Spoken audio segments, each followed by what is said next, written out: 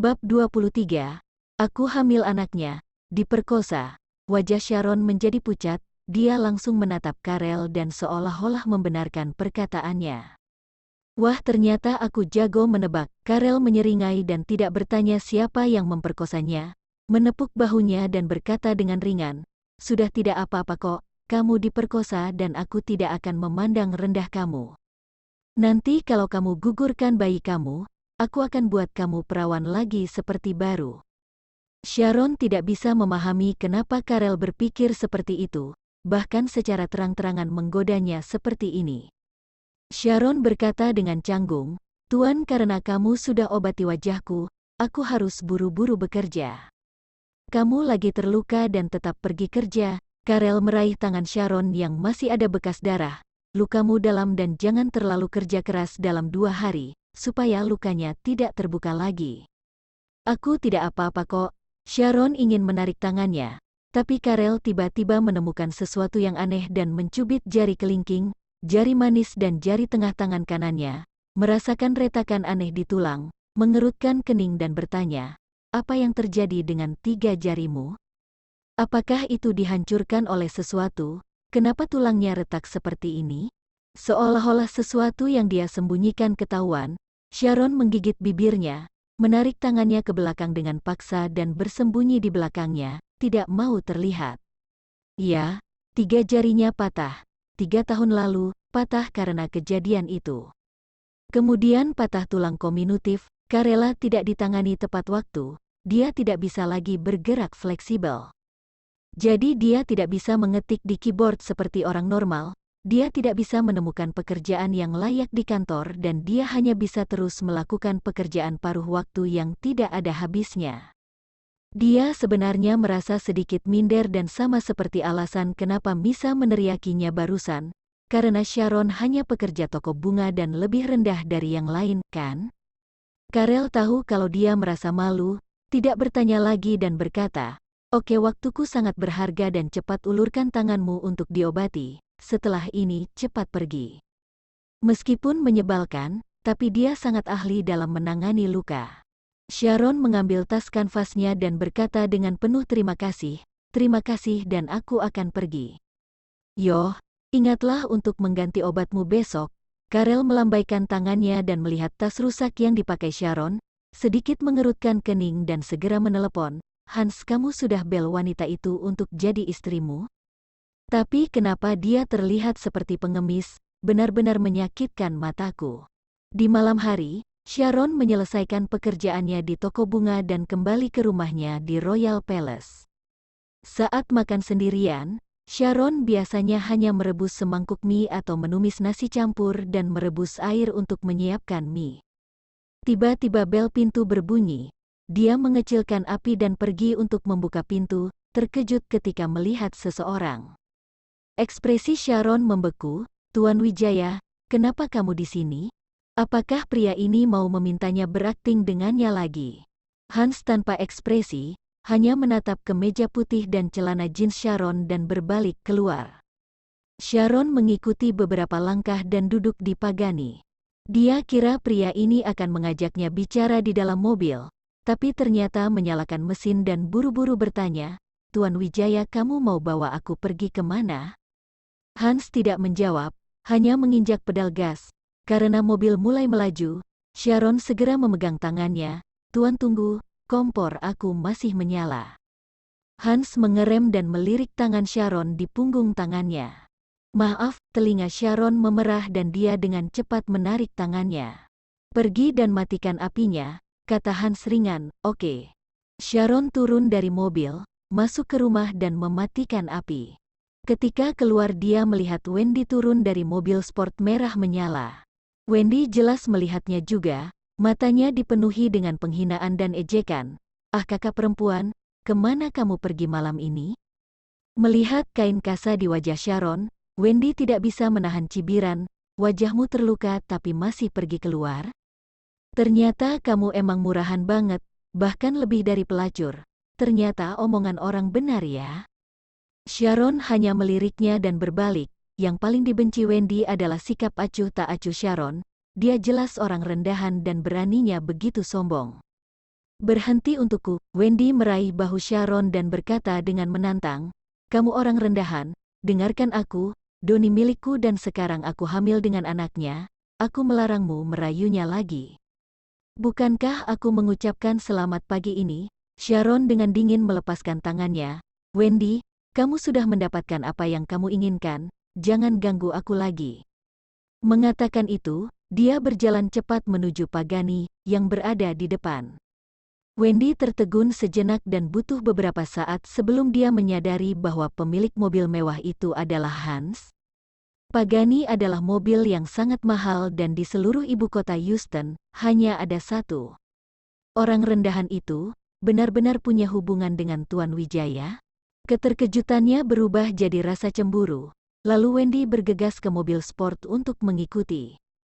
Untuk sesaat, butik Chanel, pergi pilih baju. Pria itu mengatakan sesuatu dengan dingin, duduk di sofa, memegang iPad di tangannya dan mulai memproses email. Sharon berdiri di sana dengan linglung, pria ini membawanya untuk membeli pakaian. Melihatnya tidak bergerak, Hans mengerutkan kening dan mengangkat kepalanya. Apakah menurutmu pakaiannya jelek? Tidak, tidak, Sharon buru-buru melambaikan tangannya. Kalau begitu ambil, Hans mengerutkan kening. Jangan keluar seperti itu dan membuatku malu. Jadi, apakah Hans merasa Sharon sudah mempermalukannya di depan orang-orang pagi ini? Sharon merasa sedikit malu di hatinya, tapi berpikir bahwa Hans diam-diam membantunya dengan misa sebelumnya, sehingga dia tidak terlalu kesal dan masih sedikit bersyukur di dalam hatinya. Jadi, haruskah dia berterima kasih padanya sekarang? Sharon memikirkannya dan ingin berterima kasih padanya. Tapi pria itu meliriknya dingin. Kenapa menatapku? Hans mendongak dan merasa sangat jijik dengan tatapan seperti itu. Dia kira wanita ini berbeda dari Naura, tapi ternyata sama saja. Sharon terkejut dan buru-buru berbalik.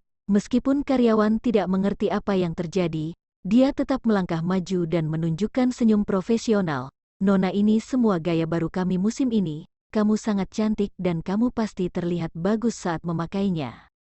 Layanan terbaik adalah mengabaikan semua kekurangan para tamu di depan kamu dan hanya melihat apa yang layak dipuji. Seolah-olah mengabaikan wajah bengkak Sharon yang ditutupi kain kasa, dia hanya melihat sosok cantiknya. Bahkan kemeja dan jeans tidak bisa menyembunyikan kecantikannya. Nona, kamu cantik sekali. Ketika Sharon berjalan keluar dari kamar pas, karyawan dengan tulus memujinya. Meskipun wajah Sharon terluka, tapi setelah mengenakan gaun panjang yang mencapai tanah, berwarna pink dan putih, membuatnya semakin cantik dan potongan rendah di dadanya, membuatnya terlihat seksi. Seolah-olah gaun ini memang dibuat khusus hanya untuknya. Terima kasih, Sharon tersenyum. La juga sangat menyukai gaun ini. Meski tidak secantik dan semewah gaun freestyle sebelumnya, namun elegan, segar dan lebih menarik. Nona, apakah kamu menyukainya? Kata karyawan itu dengan antusias, ini adalah edisi terbatas global. Banyak orang menyukai yang ini, tapi mereka tidak bisa memakainya. Hanya kamu yang paling cantik, edisi terbatas global, yang berarti mahal. Senyum di wajah Sharon terhenti, aku mau coba ganti saja. Karyawan melihat kekhawatiran Sharon sekilas dan tanpa mengatakan apa-apa lagi, berjalan langsung ke Hans, membungkuk hormat beberapa meter jauhnya dan berkata, Tuan, pacar kamu sudah berganti pakaian, apakah kamu puas? Hans mengangkat kepalanya dari laporan dengan kesal, awalnya ingin memarahi orang yang sangat cerewet tapi dari sudut matanya melihat sekilas Sharon yang berdiri bingung dan tertegun. Tatapannya rumit, seolah-olah dia sedang mengidentifikasi beberapa batu giok langka. Sharon merasakan tatapannya sehingga seluruh tubuhnya menjadi gugup, tapi hanya 2 detik sebelum Hans menundukkan kepalanya lagi. Sharon menghela nafas ringan, ambilkan beberapa dengan gaya yang sama dan beberapa pasang sepatu dan tas. Pria itu menatap laporan data dan berkata dengan dingin. Sharon terkejut, karyawan itu tersenyum penuh dan bahkan matanya berbinar. Oke, Pak. Hebat. Komisi untuk pesanan ini dapat menutupi gajinya setengah tahun. Penjual itu dengan cepat membungkus semua rok yang sama dan menambahkan beberapa item lain yang dia yakini akan terlihat sangat cantik bahkan ketika Sharon memakainya dan mengemas lebih dari selusin tas. Ini benar-benar terlalu banyak, Tuan. Apakah ini gesek kartu? Penjual membawa mesin gesek kartu langsung di depan Hans. Hans mengeluarkan kartu hitam dari dompetnya bahkan tanpa menanyakan harganya. Sharon merasa ini sia-sia, perutnya akan membesar dalam 3 bulan dan dia tidak bisa memakainya setelah membeli begitu banyak gaun.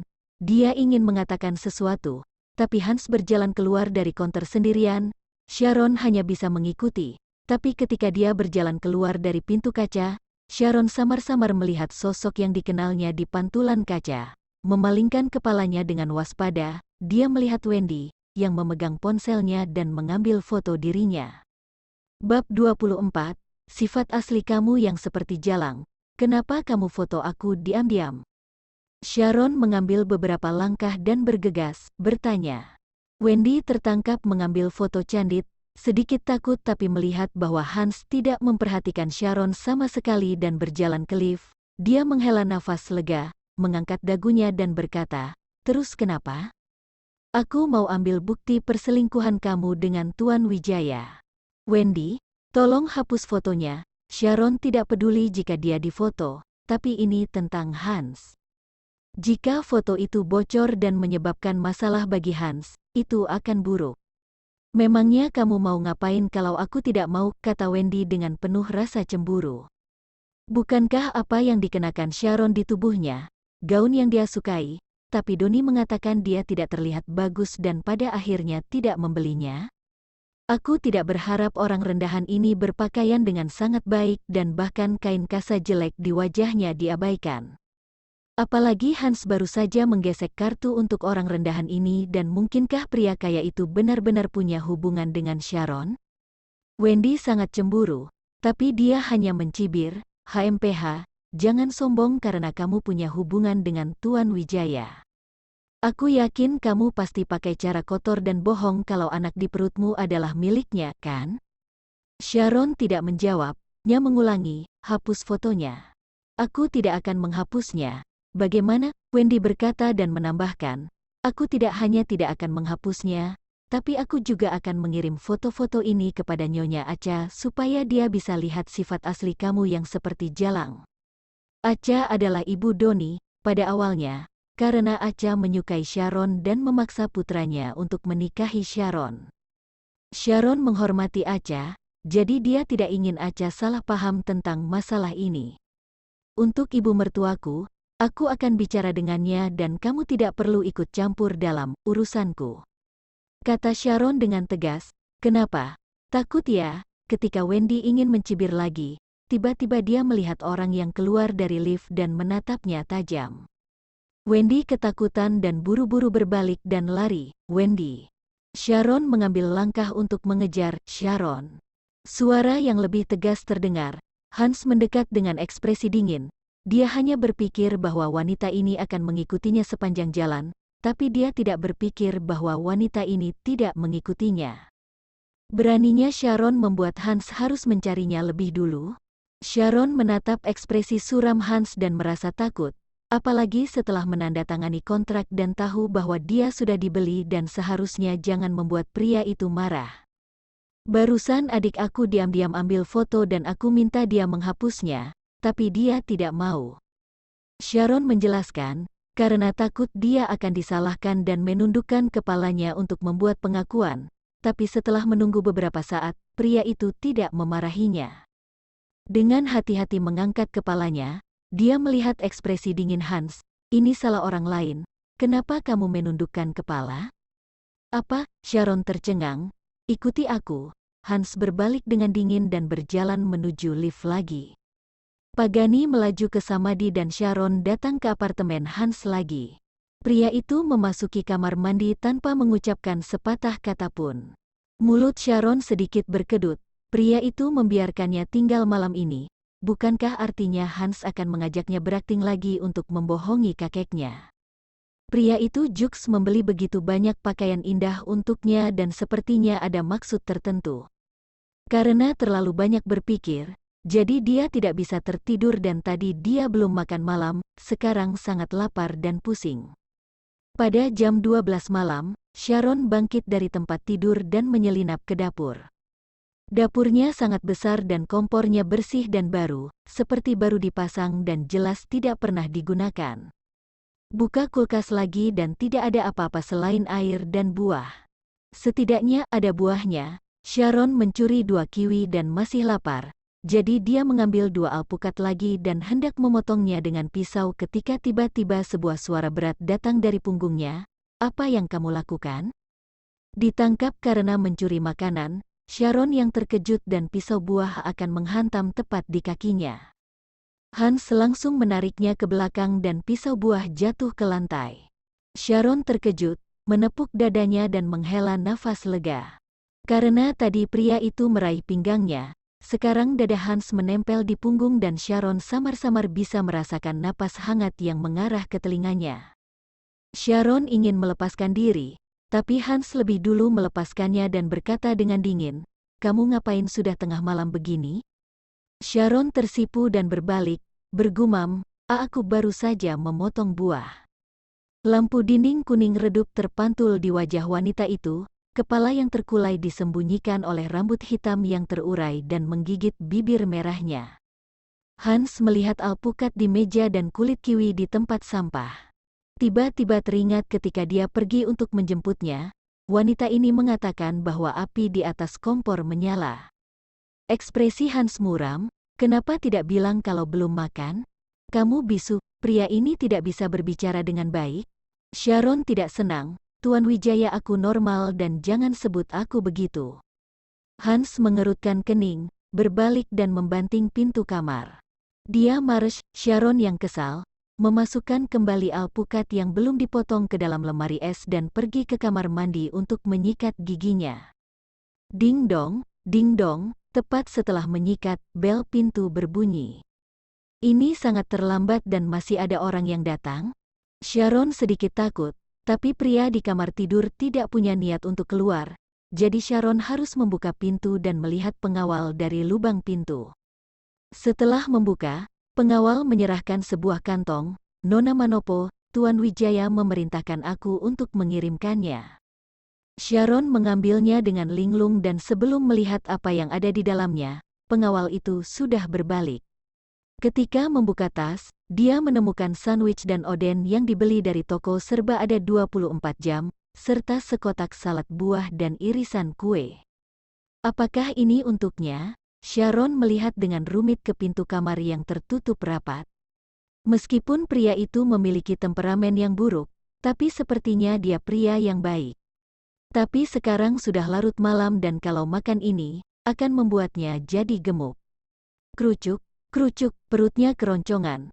Lupakan saja, dia hamil, jadi apa yang dia takutkan? Karena dia tidur larut malam, ketika Sharon bangun lagi, sudah jam 9 pagi. Untungnya, dia tidak bekerja paruh waktu hari ini. Setelah mencuci muka dan menyikat giginya, Sharon ingin pergi, tapi dia melihat catatan Hans di pintu, dengan 4 karakter kuat, kembalilah setiap hari.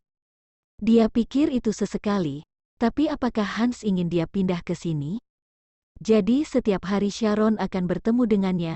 Sharon memutuskan untuk pulang dan mengemas beberapa pakaian terlebih dahulu.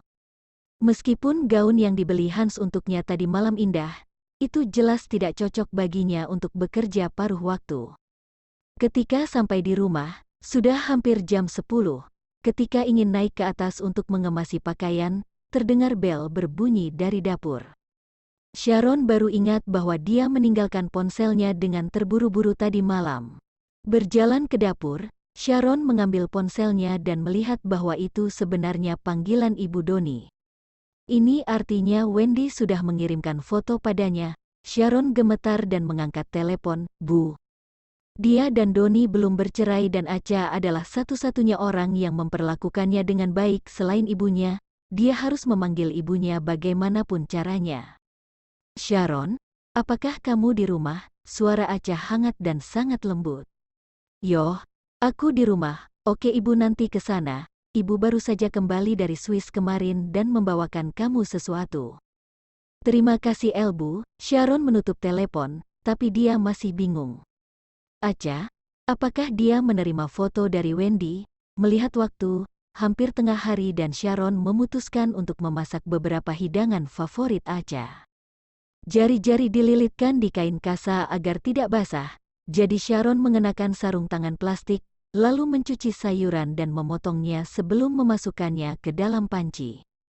Jari-jari mulai berputar kesakitan, tapi Sharon menahannya dan akhirnya piring keluar dengan harum. Pukul 11, Acha datang. Sharon, ada apa dengan wajahmu? Dan tanganmu?